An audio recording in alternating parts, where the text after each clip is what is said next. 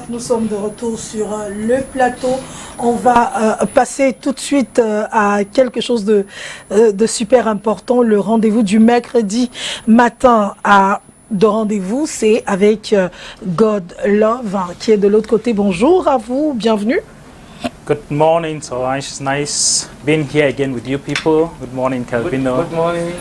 Good morning, Mary Grace. Mireille. Miriel Grace. Miriel Grace. It's a pleasure being with you again. And I hope maybe you have been thinking about what I talked about last time. Of course. Good morning to our televiewers and everybody who may be watching online. We have been talking about financial freedom since last week. And today we want to continue with the part 2. I want to believe that anybody who really wants to enjoy this life, anybody who wants to make a difference, want financial freedom. And so that's what we are continuing today. And last time we ended with what I call the cash flow quadrant. And of course, just before we continue today, there are a few things I would want everyone to know. The first thing is that if you want to go to where you have never been to, you must make sure you do the things you have never done. So if you want financial freedom, it means that you need to do things that you have not been doing before, because it doesn't just happen. And the second thing that I want everyone to know is that you need to get out of your comfort zone. The reason why some people will always remain poor is because they want to remain in their comfort zone and they want things to happen. And of course, the next thing is that you need to be a continuous learner. You need to be open to learning, and you make sure that since knowledge is increasing every day and is changing every day, you constantly update yourself, because if you are not updating yourself, what is going to happen to you is that you soon become outdated. And the final thing is that you need to take risk. There's nobody who is going to achieve financial freedom if he or she is not a risk taker. So I started talking about the cash flow quadrant last time, and I talked about employees, I talked about the self-employed, I talked about business owners, and I talked about investors. So these 4 categories of people basically define the different ways that people earn money. So here we have the people who have active income, and you have people who have passive income. That is the basis of the cash flow quadrant. It basically opens you up to understand how you earn income. So the people who are here, they have a job. These people who are here, they own their job. The ones who are here, they have business systems. And of course, the people who are here, they invest money, and the money is actually working for them. And the tendency, when people understand this and they want to leave this area, and I want to believe everybody wants to leave this area, what most people used to do is that they tend to work harder, or they depend on luck, or they just hope things are going to get better, or they are depending on the economy to get better, they are depending on the government to get better, or they move from one job to the other hoping that they will be able to achieve financial freedom. All of those things, they are good, they are okay, but that is not what is going to give you financial freedom. Because if you don't have the right financial literacy, no matter how much you earn in form of salary, the truth is you will always remain poor. So as we start today, there are a few questions I would like to ask everyone who is watching this program. And the first question is, if you take a look at yourself and what you are doing today, and you project yourself in 10 years to come, if you keep on doing what you are doing today, will anything change about your finances? Now, if your answer is no, then you need to adjust. Now, the second question I want to ask, if you are a salary owner and you are earner and you are watching this program, the question is, if you should lose your job for 6 months, are you going to survive? Do you have enough saving? Do you have an emergency fund? Do you have cash flow that is going to continue to sustain you with the same lifestyle that you currently have? Now, if your answer is no, it means you need to adjust. And the last question I just want to ask is, what you are currently doing today that is giving you income or is giving you salary, can it be replaced by artificial intelligence? Now, when I'm talking about artificial intelligence, I'm talking about mostly robots. What you are doing today, can a robot do it somewhere? Now, most of what our brothers, our sisters, they are doing in school right now, there are some nerds somewhere, some tech guys that are programming robots, are programming programs that will be able to replace what they are doing. So anybody who is going into any career should look at it critically and say, for example, if I'm going into accounts, what I'm doing, can a program replace it? Take for instance, recently we know about banks laying off a lot of workers because they have programs that can basically attend to people, give their cash flow statement. Exactly. I will not want to call names of some banks here, but we know that they have programs that even save human beings better than some of the humans who are working there. So if you are doing something that can easily be replaced by artificial intelligence, this should be a wake-up call to you, because you'll be soon out of the market, and it's going to cost very dearly to you. So if we are talking about income, and what we have said is the income here is active income, passive income. Active because you must be actively putting in your time to be able to earn income. Passive here is because you must not necessarily be there to be able to earn income. Just like Warren Buffett says, he says you will never be wealthy if you cannot earn money while you are sleeping. Now, most people only earn money when they are actively working for it. Now, earning money while you are sleeping means that you have a system, you have investments that even when you are not there, they keep on working to be able to generate you cash. And what we need to understand is this. People who talk about financial freedom will tell you, if you only have one source of income, it is actually wicked. You are being wicked to yourself. If you have one size of income, you are like a chair that has one leg. Now the question is, a chair that has one leg, is it stable? No. Not at all. Now, a chair that has two legs is stable. It's better than the one that has one leg. Yeah. It's just fair, but it's not the best. A table that has 3 legs, one can say that one is more good. better. It's better. And a table that has 4 legs is good. The maximum. And it's the same with financial freedom. For you to be able to earn, to get to the point of financial freedom, you must have at least 4 streams of income. And these 4 streams of incomes, they must be passive. If it must depend on you showing up actively before it works, then there's a big problem. Now, most millionaires, billionaires, they have at least 7, 8. Of course, starting by adding one, adding the second is where you begin. And that's what I'm going to be talking about.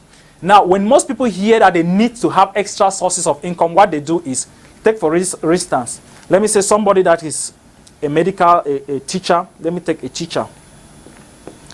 This teacher decides to become a doctor. Not so. And maybe he also learned how to do hair. These are all different skills that can give this person money. But the problem is that when they are teaching, they cannot be doing their work as a doctor. When they are doing their work as a doctor, they cannot be doing hairdressing. So all of these, they must show up there independently. But this is different from a doctor that has a clinic, that has people who are working there. The clinic can be working while the doctor is teaching somewhere. And maybe he has a salon. So in this case, the person has system that the systems can be working for him, but not necessarily being there. So the person is already putting in place a system. And so some of the things that we mentioned last time that you must use for you to be able to achieve financial freedom, we talked about leveraging on time, leveraging on technology, leveraging on system, leveraging on other people's money.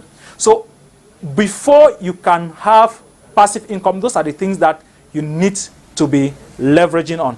And it's very important that everyone who is looking towards financial freedom to have multiple sources of incomes for the following reason. First of all, where you are working. Now, this is going to shock some people, and some people are not going to be very comfortable with this. No employer is ever going to pay your true worth. No employer is ever going to pay your true worth. They are just going to give you enough to keep you going and to keep you not to go away. It's true. Now, the other reason why you need to have multiple sources of income, when the unexpected happens, something can happen and you lost your job. For example, all of us know what COVID-19 did to many companies. They had to reduce workers. Now, if you are working somewhere and you don't have another source of income, when that happens, how do you cope? Things like that can happen. Now, you also need to have multiple sources of income to prepare for your evening life. By evening life, I mean your old age. When you are retired, you no longer have the energy to work. Now, another reason why you need multiple sources of income apart from salary, if you are actually working somewhere, is that you can never become wealthy just from your salary. It's true. No one has ever become wealthy from the salary. Yes. But again, you can use your salary as a seed to become wealthy. Now, I'm not an advocate that everyone must own a business. You can be a salary owner and decide to become an investor and build another system while still earning a salary, because there are people who are doing jobs somewhere that are fully fulfilled. They are enjoying their jobs. So no motivational speaker should come and talk you out of your job and you go and get frustrated in business when it's not your game. You just need to understand the principles of investment and use your salary and start using it as a seed. Yes, you seem as if you have a question, Miriam. Yeah. Yes. Je voulais savoir, hein, Oui. est-ce que forcément, est-ce que c'est tout le monde qui a appelé à faire les affaires, le business? Okay, that's what I'm just saying. Not everyone is called to business. There are people who are passionate about certain jobs. Now, if you are passionate in a particular job and you feel that you're having a sense of fulfillment there, you don't need to leave it. But what you need to do now is to understand the principles of finance. You need to have financial intelligence. When you have financial intelligence, even as a salary worker somewhere, you will know how to budget your money, you know what to save, you know what to invest, and what you are investing can grow. You can become wealthy when you are not directly into business. Because if you are investing money in a business that you are not the one running, you are not at the forefront. So that is the reason why you need to understand the different areas that you can invest without necessarily leaving your job. There are some people who can be good at running businesses, and some people who are not just good at running businesses. Not everyone must become a business person. Yes, please. D'accord. OK, ben maintenant, si tout le monde n'est pas appelé à faire le business, est-ce que c'est tout le monde qui est appelé aussi à investir pour un business? Parce que tu peux aussi aller investir pour un business et puis ça ne marche pas. Et tu continues d'être salarié à la fin du mois. Okay. What I'm going to say is that I don't know of any millionaire or billionaire that has never lost money in an investment. That is why I keep on using the word financial literacy. Because when you have that financial literacy, first of all, it will guide you to know what to invest in. And secondly, it builds up your confidence that if you invest and you lost the money, you have the courage to be able to continue. So having financial literacy or being financially literate is about having those skills to be able to take decisions that will guide you towards a path of financial freedom and to be able to weather the challenges that come with the risks that is involved. If you understand the risks, you know what you are doing. The truth is, some of the things may not work, but your experience and your knowledge increase and it will help you to continue. And finally, you get to the point where you are going, because it's about, there's a formula. Now, when a child starts walking, the formula for walking is the same for everyone. But when a child starts walking, he or she may fall a couple of times, but he keeps on trying until he gets it. So everything that has a formula requires that if you follow it at one point, you will get the solution. If you live here, you're traveling to Yaoundé in your car, you can have a breakdown with your car on the way. But if you know the road and you keep on that same path after arranging your car, you will still get there. Some people will live here, they will get there before some other people. Some will live here, they may even have 2, 3, or 4 breakdowns on the way. But if they keep on following that same path, they will get there. So some people, before going to Yaoundé, what they will do is that they will first of all take their cars to the garage. They will check to be sure that everything is okay. And they will live here, they will get to Yaoundé. But that is no guarantee that they may still have a breakdown on the way, or they may still have an accident on the way. Others will not even check their cars and they will still get there with no problem. Some will not check their cars, they will get there with problems on the way. But if you are focused that you want to get to Yaoundé, definitely you will get there. It may take longer for some people, it may take a shorter time for some people. Now the type of car that you are using is going to determine whether you go faster or you are going to go slower. So basically, that is it. So I was just talking about the different reasons why each and every one of us need to have multiple sources of income. And I was saying that unexpected things can happen. You need to prepare for retirement if you are salary earner or work earner. Your salary can seed actually your investment. So the next thing I'm going to talk about is the different passive incomes that most people use to attain financial freedom. The first one is anything that has to do with land. A man is not truly wealthy if he doesn't have land. You will discover that almost all, if not all millionaires, they invest on land.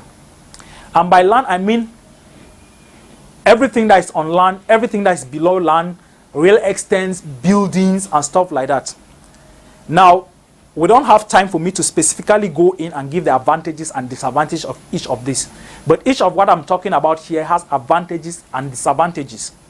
Now, real estate, you will need a larger sum of money, which means that you need to prepare yourself for a longer time before you get in there. Now, you also have paper assets. You also have automated businesses. You have businesses that are around that are running on their own in transportation, in production, in manufacturing. All of those businesses are owned by people. And the owner of that business must not be there for it to be functioning. And when he's not there, he has maybe a general manager, he has workers and accountant that will be producing passive income for them. You also have people who are into activities that provide them royalties. Take, for instance, somebody like Michael Jackson today. The family of Michael Jackson is still earning money, though he's late. People who have written a good book, if you have sung a good music, artist, and you do things that provide royalties, you will not have to keep on doing the work. So those are things that can actually be exploited. Today, you also have network marketing that is highly demonized because people don't understand, but there are principles and there are the companies that are good. And one thing I like to say is that for everything that is a fake is because there's an original. So because it's highly demonized and people don't understand it, doesn't mean that they are not good network marketing companies. They are. And the good thing about it is that it's an activity that people can start with little money and actually build up a good portfolio for them to invest in the other areas. Now, the truth is that most people will keep on being poor. That's the truth. Or will keep on being average. And the reasons, some of the reasons, there are many reasons. I'm just going to share a couple of reasons why some people will keep on being poor. The first one is that they have not decided to become wealthy or rich. Now, that may sound very simple and very funny. You see, many people wish to be rich. Many people wish to be wealthy. Many people pray to be rich. Many people pray to be wealthy. Many people like to be wealthy. They want to be wealthy, but they have not decided to be wealthy. You see, decision is a strong desire that is backed by action to accomplish what you desire. Now, if you are working here, you decided you are going to work here, and you applied for a job here, you got it here, to prove that you actually decided to work here, you are usually here at the time you're supposed to start working. Right? Now, if you wanted to work at STV, you do not write an application. You remain in your house. You keep on watching their channel. You say you like it. You want to work there. Will that job ever come to you? People, when they want to celebrate their birthday, even broke people that don't even have money, they decide that I'm going to celebrate my birthday. They start contacting people that they know that can fund their birthday. They are taking concrete action that will concretize their birthday. But if you decide that you want to be rich and you are not taking any action, you are only wishing, you are only hoping that time is going to change, your financial habits are not changing, then you have not yet decided. And many people have not decided. Many people have decided they don't like poverty, but they have not actually taken that strong decision that I want to be wealthy, I want to become rich. And the second thing is that they have not set a goal to be rich. A lot of people, if you are a student, usually set a goal that I want to graduate as the best student in my class. I want to make sure that I'm going to pass with this average. And you tend to carry out actions that is going to support that particular decision. Now, people who want to be wealthy and they are not able to set goals towards being wealthy. You see, in our society, People are serious about other things, but when it comes to finances, somehow, because of the way we have been brought up, we don't take finances seriously. We treat it with a lot of lightness.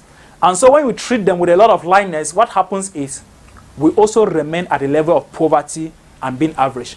And thirdly, they don't know the formula of being wealthy. As I was saying, everything has a formula. It is the same thing with wealth. And if you are not able to follow the formula or apply the principles that are required to grow you towards wealthiness, you will never become wealthy or rich. Now, another thing is lack of transition from the poor mentality to a wealthy mentality.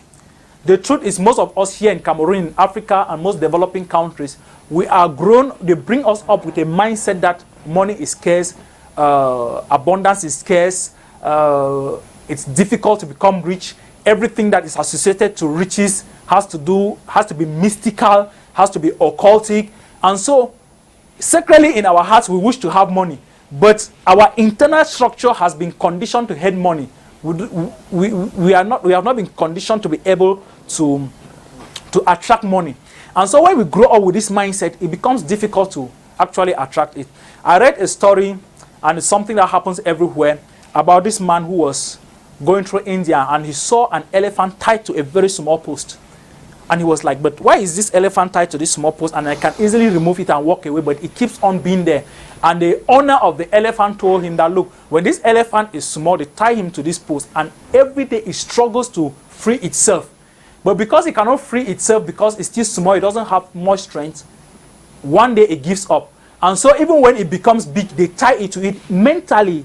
It already has a mindset that it cannot free itself from there. So it will just stay. So a lot of us have grown up with potential, with a lot of skills that can enable us to be able to get rich, but our mindset is a mindset of poverty, and we have not been able to transition to a wealthy mindset. So everything that we are doing, even if 1 million, 10 million, 100 million is given to you, waste it away because you have not been conditioned to be able to keep that type of money or to be comfortable with that type of money.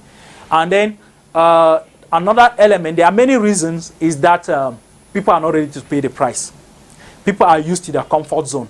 Now, for you to be able to achieve financial freedom, one of the things that you must do is to change your financial habits.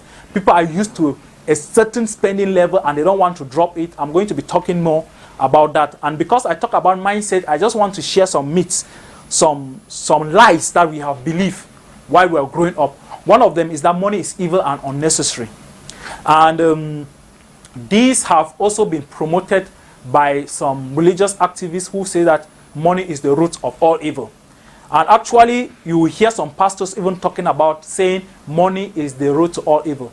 I happen to be a Christian, and I know the Bible says the love of money is the root of all evil. And I can assure you that the love of money, somebody who has financial freedom doesn't have the love of money. Yes. There are some poor people that love money. They can kill, they can abuse, they can be greedy just to have money. That is what love of money is, when you are obsessed with money. But financial freedom, the one we are talking about, is you understanding what money is, what finances are, and naturally add value to the society in such a way that you attract it and it comes to you naturally, without you having to run after it, but by creating systems that will instead invite that money towards you. That's what we are talking about. So when you have the mindset that money is evil, how will you even attract it?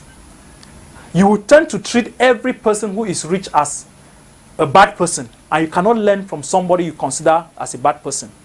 Now, another myth, another mindset that we have grown up with that is hindering us, that is stopping us from growing, is this mindset of, if God wants me to be rich, I'm going to be rich. Or if I was meant to be rich, I'm going to become rich.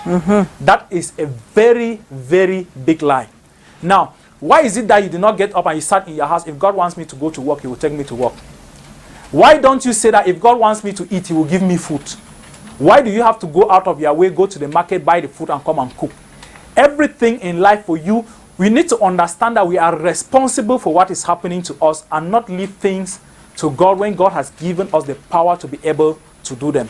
And then another lie that a lot of people believe, especially in the religious community, is that people believe that if I sow enough seeds into the life of the man of God, if I just give tithes, God is just going to make me rich one day. That is a lie. Que ça va se multiplier parce que j'ai donné la dîme. L'argent va se multiplier. That's a very big lie. Now, I'm not against giving tithes. I actually give tithes. I'm not against blessing other people. But that is not the formula to riches. The formula, I'm going to talk about it later. And then, some people feel that for me to be wealthy, all I need is a business idea and money, capital to be able to do that business. No. You can have a good business idea and they still give you the money and you will not become wealthy. Because you don't master, you don't have the skills to be able to run that business. And as I was saying, not everybody is called to be a business person. There are people who keep on blaming their uncles, blaming their parents, blaming other people that I had this business idea, this person did not give me this money. If they gave me that money, I would have done this. As a matter of fact, statistics shows that 80 to 90% of businesses die down or completely end within their first 15 years of operations.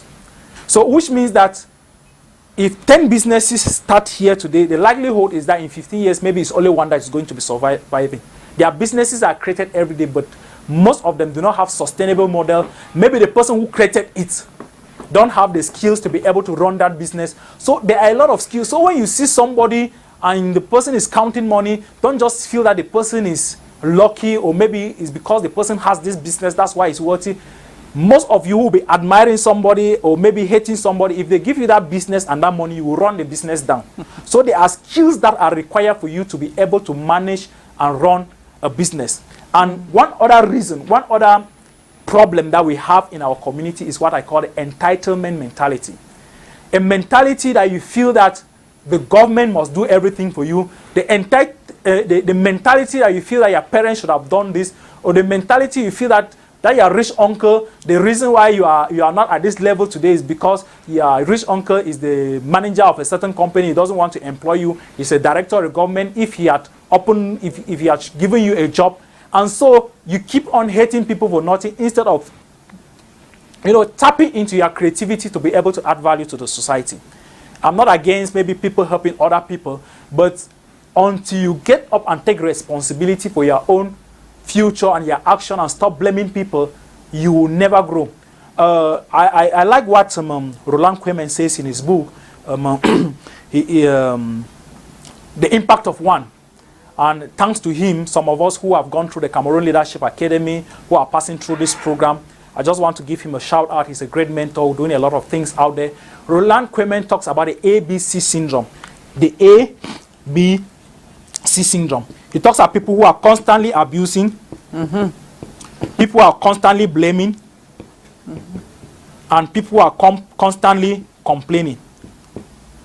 If you happen to be somebody who is always abusing the system, complaining, blaming every other person other than you, it's very difficult for you to take responsibility for your action and for you to get to the next level. And how to be wealthy is just the opposite of what is stopping people from being wealthy. The first thing is that you need to take a decision. See, where you are today is a product of the decisions you took yesterday. Where you're going to be tomorrow is because of the decisions you're taking today. And no one takes a good decision without adding a goal to it. And he who talks about a goal is talking about action steps that must be accomplished to take the person to the desired future or desired place they want to be. And so deliberate actions must be part of the process. And of course, if you want to be wealthy, you need to know the formula. You need to study the formula. You need to start putting it into practice. And the last thing is that you need to understand the mental transition that is actually required for you to become wealthy. Now, I like to put people in 3 categories. And these 3 categories are basically going to explain to you where you find yourself. And everybody listening to me will discover that they're in one of these categories. Before I want to go into that, I want you to understand that your physical reality is actually a reflection of your internal ideology. Your physical reality or your physical condition is like a printout of your internal software. Yeah. And your physical reflection is, your physical reality is just a reflection of your mindset. So these 3 categories have to do with different mindsets and the physical reality that they are having.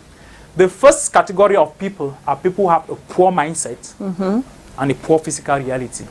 Aye. The second category of people are people who have a wealthy mindset and a poor physical reality. And the third set of people are people who have a wealthy mindset and, of course, a wealthy physical reality. Let me talk briefly about the first category of people who have a poor mentality and a poor reality. These are people who have very poisonous ideas about wealth. These are people who are angry with their uncles, with their mothers, with their parents. They are angry with every person. If they had done this, I would have been better off today. I would not have been here. Ils sont aigris alors. Yes, they are very ungrateful people. They are the people you find always begging, always borrowing money. They live a life to impress. If you give them extra money like that, they will say, I will show this person. This person thought that I would never get here. They will be the first people to upload things on Facebook to show people that they have done it to impress people. And so they basically love to show off, and then they are always accusing, blaming, and complaining all the time. Now, these people, I put them in two levels. You have level one, those who are really poor, that you actually see them, they don't even have the basics to eat. Those who are causing atrocities everywhere in the town. The Nangabokos that we have around here, those who are sleeping under the bridge, that is level one. Level two are those who are actually owning salaries. Maybe they have small businesses and they are earning income. But their income is just taking care of their present needs. Yes. And some of them may even have big cars, big houses, but they are doing all of that to just show that they are rich. But they are having a poor mindset and a poor reality. You know, those are people that if you stop paying them for 4 months, they are down. They will not be able to survive. And they always want to show off. Those are people who have a poor mindset and a poor reality. And then the third, I'm going first to the third category before I come back to the second category. These are the people that everybody wants to be there. There are very few people here. You see, money is not their problem. They are living their purpose. Everything seems as if it's going very easily for them. But one thing about you, when you see somebody doing things with ease, is because the person has a strong mastery. When I watch Calvino, when I watch Grass on TV, I see how you people speak. Everything is soft. It's because you have spent time to master the craft. I don't want to believe that when you started, you were the same.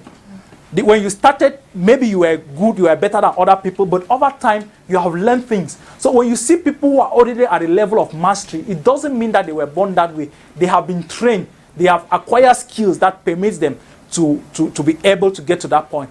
And one thing about them is that they have systems that they have put in place that assures the continuous supply of abundance for finance in a very sustainable way. I want to use that word sustainable because it's not just about having instant money or having money in a crooked way. They have set up systems that will continue to get them to where they want to do. Now, if there's anybody who is in this category out there who is listening to me, I don't have anything to teach the person. As a matter of fact, if you are listening to me, I would prefer that you call me and you mentor me because that is where I want to be. I'm instead in the second category, and I know that there are many people who are in that category. People who have a wealthy mindset but a poor physical reality. These are people who have moved from category 1 and they are moved from category 1 and now they are category 2 because they have taken that decision that I don't want to be poor. I want to become wealthy. And so these are for people who understand financial freedom is their full responsibility. Until you understand that it's my responsibility to become wealthy, you keep on being poor. Because when you understand that it is my responsibility, your actions will start changing. You will now start, reading books that the other people are not reading. You start watching programs like this. You will start buying books. You will start attending seminars, trainings, events that are going to build your mindset towards wealth empowerment. Now you also start saving and investing and connecting with other people. Now the problem with this particular area is that people who find themselves in this area are very lonely. Now why are they lonely? You see, your reality is poor. And so when you speak with another poor person, the poor person is not comfortable with you. It's like the way you are talking now, we are no longer in the same place. But you can live with him because your physical reality is the same. When you talk with a rich man, the rich man is like, you are talking sense, you are going somewhere. But he cannot stay with you because his physical reality is not like your own. So it's a period of loneliness and a place of a lot of sacrifices. Because it's a place where you have left your comfort zone. So At the weekend, when people are going out to drink and get drunk and make merry, you are thinking about a book that is going to help you. You are thinking about doing things that are differently. And then it's a place. It's another difficulty with this place is this. Some people get there and they now feel that they can impress other people. They want to hasten the step. They want to accelerate the process. So people who find themselves here, it's a very, very big, I don't know whether I should use the word crime or a big mistake. If you find yourself there and you are struggling to live like a rich man, you are not yet rich. When you are rich, you are rich. When you are not yet rich, you are not yet rich. So you need to still focus on that process to acquire the skills that are now required to take you from that category 2 to category 3. And many people actually give up at this level. Some people, when they get here, they are instead trying to impress others. And what is sure is that if you happen to be in this level, all what I have to tell you is that you should keep on. You should keep on doing what you are doing, learning more. Don't give up, and make sure that you attain your financial freedom. Of course, I was talking about mindset. You can dash somebody a house, you can dash somebody money, you can dash somebody a house, but you can never dash anyone a mindset. And that is what each and every one of us needs to be able to start our journey to financial freedom. Thank you for listening. Wow. Thank you very much, Godlove. We appreciate your teaching today.